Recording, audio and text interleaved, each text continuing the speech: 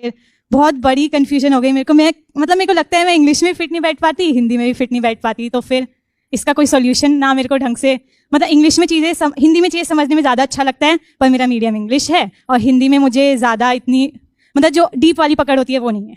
आपकी भाषा कैसी है इसका फैसला दो तीन तरीके से होता है। पहला यह कि आपका सिंटैक्स यानी भाषा में जो व्याकरण के नियम हैं, वाक्य बनाना, समझना। हाय दोस्तों, मैं आपका चैनल आर्यन सर ऑफिशियल में मैं आपका स्वागत करता हूं। और कैसे हैं दोस्त?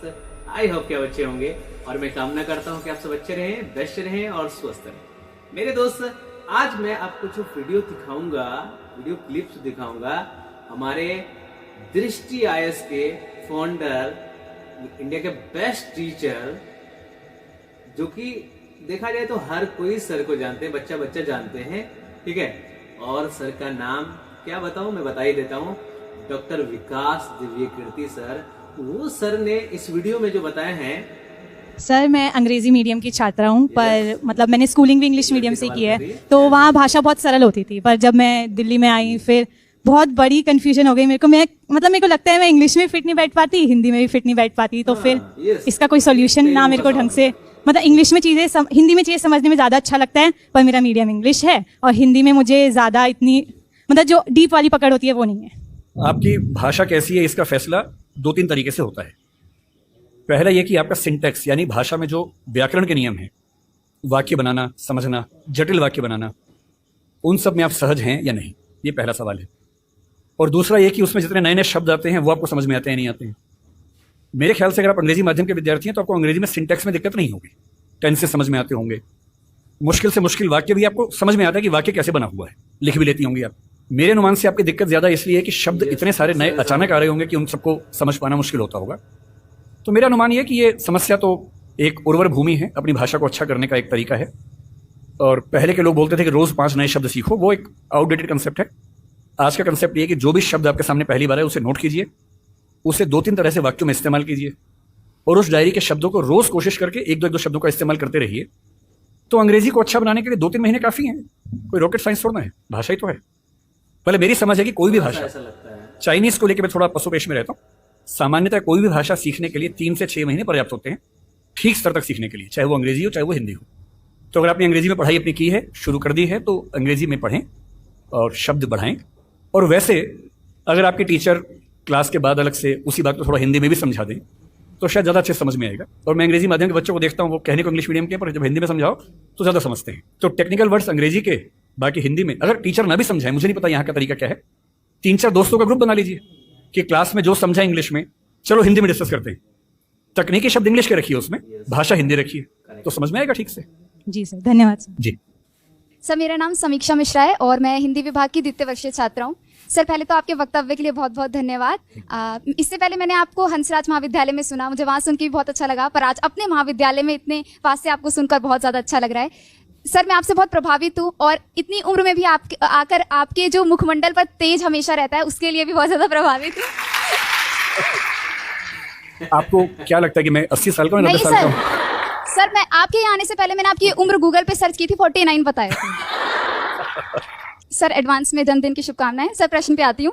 सर, आपने कहा कि हिंदी ताकतवर है लेकिन उसका एहसास दिलाने वाला कोई नहीं है, और हिंदी समझदार है लेकिन उसे बताने वाला कोई नहीं है। आज भी हम देखते हैं, जैसे आपने भाषाओं के शब्दों को लेकर झगड़े पर बात की, भाषाओं जो आज झगड़े होते हैं। सर, आज एक ऐसा ही झगड़ा उठा है, थोड़ा राजनीतिक पक्ष है, लेकिन मैं जानना चाहूंगी आपके विचार कि आज भारत है और इंडिया शब्द है, इसको लेकर बड़ा विवाद छिड़ रहा है।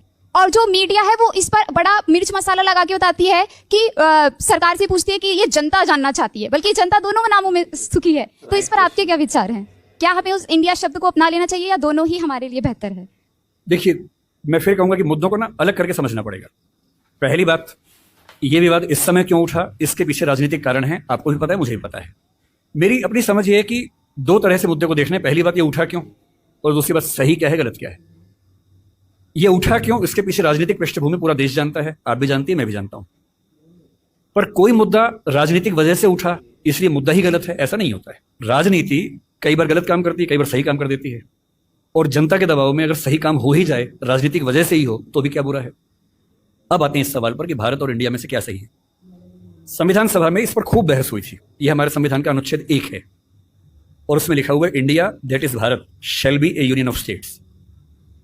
बड़ी इंटरेस्टिंग बात है कि उस समय डिबेट थी कि भारत का नाम भारत रखें या इंडिया रखें। कुछ लोगों ने आर्यव्रत भी कहा, आर्यव्रत कहा, कुछ ने हिंदुस्तान कहा, सब नाम चले। अंत में सहमति बनी कि नहीं, भारत और इंडिया ही ठीक है। नेहरू जी ने खुल के तो नहीं, पर नेहरू जी के पर्सपेक्टिव से जो बात वहां पर ज्यादा आई वो ये थी कि हमारे संविधान के बनने की प्रक्रिया में जो बहुत सारे एक्ट थे जो अंग्रेजों ने बनाए थे, जैसे इंडिया इंडिपेंडेंस एक्ट 1947 का है, 1935 का एक्ट था, उन सब में इंडिया का इस्तेमाल था। उस समय के भारत की तरफ से जो समझौते अंतर्राष्ट्रीय थे उन सब में इंडिया नाम था। पश्चिम की दुनिया हमें इंडिया के नाम से जानती थी, अमेरिका हो, फ्रांस हो, कोई भी हो, सब इंडिया जानते थे। नेहरू जी का मिजाज जो था वो ये भी था कि हमें ग्लोबल पर्सपेक्टिव में चीजों को देखना है, पूरी दुनिया से संवाद करना है, क्योंकि उनकी रुचि अंतर्राष्ट्रीय मुद्दों में ज्यादा थी, बहुत ज्यादा थी। मेरे ख्याल से इन सब वजहों से तय हुआ कि हम अपना नाम इंडिया रखेंगे, पर इंडिया के बराबर महत्व भारत का भी रहेगा। तो लिखा गया India that is Bharat. India जो कि भारत है, राज्यों का एक संघ होगा। 4 दिन पहले की बात है, मैं हॉलैंड में एक टैक्सी में बैठा हुआ था। इंटरेस्टिंग बात सोच के देखिए, टैक्सी का ड्राइवर मोरक्को का रहने वाला था। उसको जैसे ही पता लगा मैं भारत से हूं, उसने मुझसे यही सवाल पूछा। उसने कहा कि यू आर फ्रॉम इंडिया? मैंने कहा yes. We are listening to a debate India और Bharat, what do you think? मैं बड़ा चकित कि ये मोरक्को का आदमी हॉलैंड में रहता है, इसके मन में ये सवाल आ रहा है। तो मैंने कहा कि ये तो राजनीतिक कारणों से हुआ है, लेकिन बात अपने आप में सही है। मैंने कहा जैसे बॉम्बे मुंबई हुआ, मुझे खुशी हुई, क्योंकि मुंबई की आबादी के लिए मुंबई में जो मजा है वो बॉम्बे में नहीं है। बॉम्बे तो अंग्रेजों ने नाम दिया था। कोलकाता को कलकत्ता अंग्रेजों ने किया, तो बंगाल के लोगों ने कोलकाता कर दिया उसको। दिल्ली को दिल्ली के लोगों ने दिल्ली कर दिया, दिल्ली बना के रखा हुआ है, DILLI, ये होना चाहिए। काहे का दिल्ली भाई, हम क्यों दिल्ली बोलेंगे दिल्ली को? ये सारे तर्क अगर सही हैं, अगर बर्मा का नाम म्यांमार होना सही है, क्योंकि उनकी जनता की आवाज तो म्यांमार में है, बर्मा में नहीं है। श्रीलंका और सीलोन की डिबेट में वो अपने आप को सीलोन ना मानना चाहिए, श्रीलंका मानना चाहें, क्योंकि उनकी भाषा श्रीलंका बोलती है। तो मेरे मन में सवाल बड़ा साफ आता है कि भारत इंडिया क्यों होना चाहिए। मैं फिर स्पष्ट कर दूं, मैं सरकार के पक्ष में नहीं बोल रहा हूं, मुझे उनसे रत्ती भर मतलब नहीं, मैं एक विचार की बात कर रहा हूं। और मैं जब संविधान पढ़ाया करता था, अनुच्छेद 1 पढ़ाते हुए मैं हमेशा बोलता था कि मुझे चुभन होती है ये पढ़ते हुए कि इंडिया दैट इज भारत। दोनों ही लिखने थे तो भारत दैट इज इंडिया कर देते।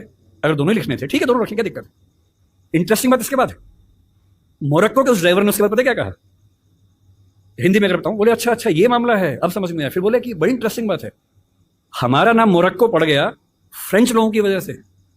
मोरक्को के लोग मोरक्को को मगरिब बोलते हैं। और जब मैं सऊदी अरबिया गया, सऊदी अरब के लोगों ने मुझसे पूछा कहां से आए हो, मैंने कहा मोरक्को। उन्होंने इस भाव से देखा कि मैं पागल हूं, बोले नहीं, मगरिब से आए हो।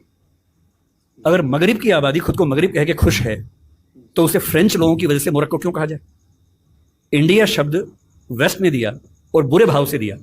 उनकी नजर में इंडियन होने का मतलब है बहुत पिछड़ा हुआ होना। अभी इस वीडियो में इंडिया वर्सेस भारत है ना, इनका जो है डिबेट के बारे में बताया कि किस तरह से ये नाम पड़ा, कैसे क्या हुआ, ठीक है। तो आपने अभी भी सुना पूरा वीडियो को सर का, और इसकी लंबी वीडियो है, और आप मुझे कमेंट में बताओगे अगर, तो सर की पूरी लंबी वीडियोस मैं आपको दिखाऊंगा, ठीक है। लेकिन आप कमेंट में तो अपना राय रखो, क्या चाहिए आपको, है ना। तो अगर पूरा कंप्लीट वीडियो देखना है तो आप कमेंट सेक्शन में अपना भेज दो, मैं पूरा वीडियो कंप्लीट अपलोड कर दूंगा। लेकिन अपलोड करने के बाद आपको मिलेगा कैसे, उसके लिए चैनल को सब्सक्राइब कर लो, है ना। तो चैनल को सब्सक्राइब कर दें, बेल आइकन को प्रेस कर दें, ताकि वीडियो अपलोड करते ही सबसे पहले नोटिफिकेशन आपको मिले। तो मेरे दोस्त, आपको वीडियो कैसा लगा ये जरूर बताएं, और सर का वीडियो है जानते ही हैं, तो लाइक भी कर दीजिए, है ना। तो चलिए हम लोग मिलते हैं नेक्स्ट वीडियो में। थैंक यू, जय हिंद।